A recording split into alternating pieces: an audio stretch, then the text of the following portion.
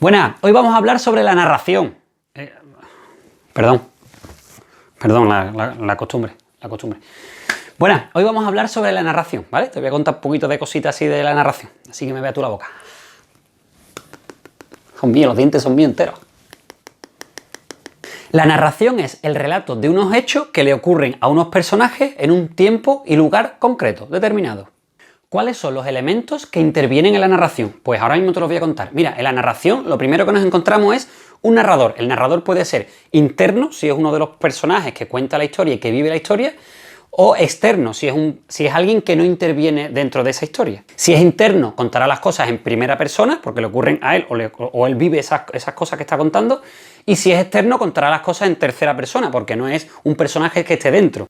Vale, ¿y las próximas vacaciones cuándo son? Los personajes a quienes le ocurren esos hechos, y pueden ser los principales o secundarios. Y dentro de esto podemos encontrarnos los protagonistas, que serán los personajes principales, o los antagonistas. El antagonista suele ser el contrario, el opuesto. No siempre es el malo, estamos acostumbrados porque siempre la mayoría de las historias nos la cuentan desde la perspectiva del personaje bueno. Entonces su antagonista es el malo. Pero hay historias donde le dan la vuelta y el protagonista es el malo y su antagonista pues sería el bueno. Por ejemplo, no sé si habéis visto la peli del Joker. El Joker y Batman son los dos antagonistas. En la peli de Batman se supone que Batman es el bueno y el Joker es el malo, pero luego cambia la historia y cuando te cuentan la historia del Joker ya no queda tan claro, te entra la duda ya, ¿No sabes tú ya quién es cada uno? Pues eso es, pues yo te cuento. El espacio. Pues el espacio es el sitio, el lugar donde ocurren esos hechos. No es el espacio donde flotan los astronautas y los marcianos. Aunque bueno, igual si es la guerra de las galaxias o alguna historia así, pues igual si es el espacio exterior de... Me estoy liando, ¿no?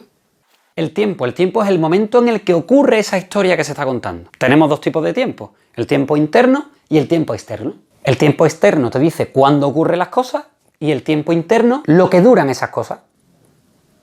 Profe, sorry, one question. ¿Tú tienes Twitter? Es que estoy pensando que me voy a hacer un Twitter, porque en Twitter está todo el mundo, está la gente más intelectual del mundo. Por ejemplo, sé que está la de Hannah Montana.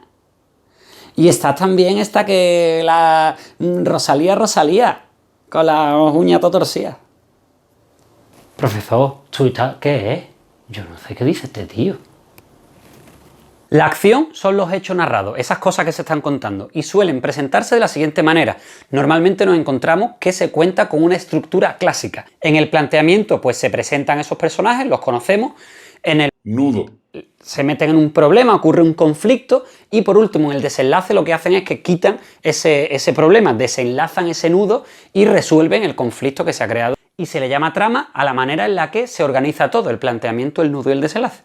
Según la intención comunicativa del emisor, podemos encontrarnos Narración literaria y no literaria. La literaria cuenta unos hechos reales o ficticios, que no son verdad, con una intención estética, con una intención de entretener al espectador, al lector. Y podríamos agruparla en los siguientes grupos. Una novela, donde nos cuenta una historia compleja, con unos personajes complejos que suelen ir evolucionando conforme avanza esa historia. Un cuento, que es lo mismo, pero todo mucho más cortito, es más sencillo, los personajes no pueden ser muy elaborados ni muy redondos porque no hay espacio para contar cómo cambian y cómo son. La historia suele ser cortita, no suele tener muchos problemas, no suele ser muy elaborada, suele ser una cosita cortita del pie, un pase de Xavi, ¿vale? Ya lo llevas. Las fábulas, que suelen ser animales que se comportan como humanos y suele tener una enseñanza al final, una moraleja, una función didáctica.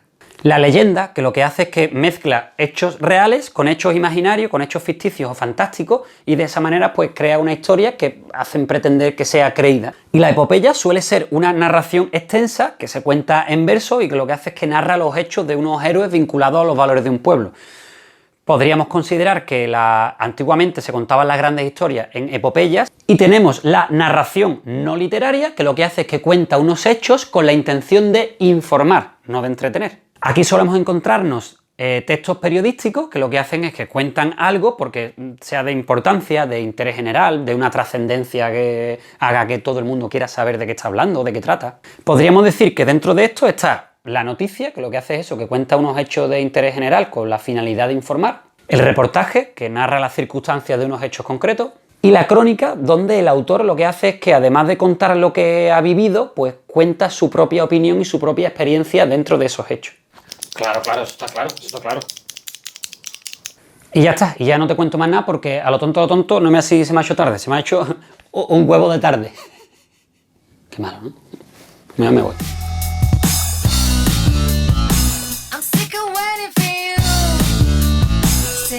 Deja vu.